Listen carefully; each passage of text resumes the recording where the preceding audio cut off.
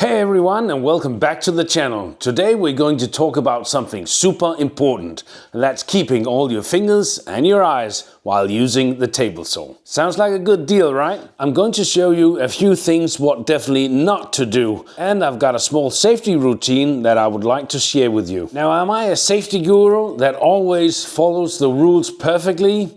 Absolutely not. I have definitely done some questionable cuts in my time, but I'm still here, fully intact, and thanks to a little thing I'd like to call a pre-saw safety routine. Trust me, this quick routine might sound silly, but it has saved me from a lot of oh no moments. You know that golfers got this thing they call a pre-shot routine before they take a swing, right?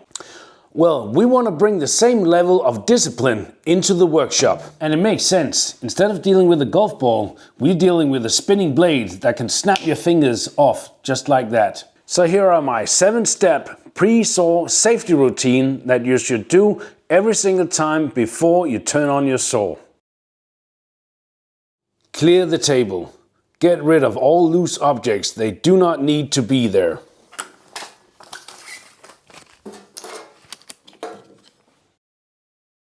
Adjust the height of the blade. Well, why is this? Well, we want to minimize the friction of the piece that we are cutting. So by having the blade up this high, we actually got friction from here to here.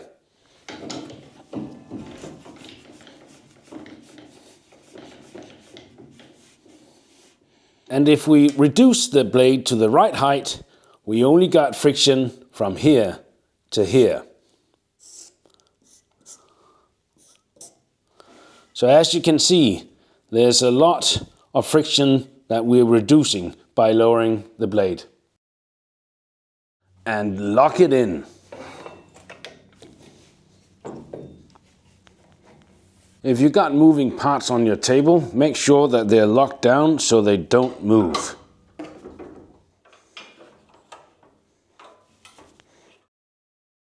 Next thing is to suit up.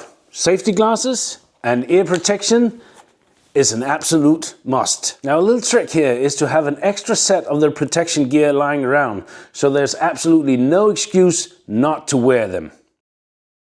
Make sure that your dust extraction is mounted and turned on. And don't be that guy, oh, I only need to do one cut. You'll be surprised how many one cuts you do in a day. So we need to take care of our lungs. So please start your dust extraction every single cut.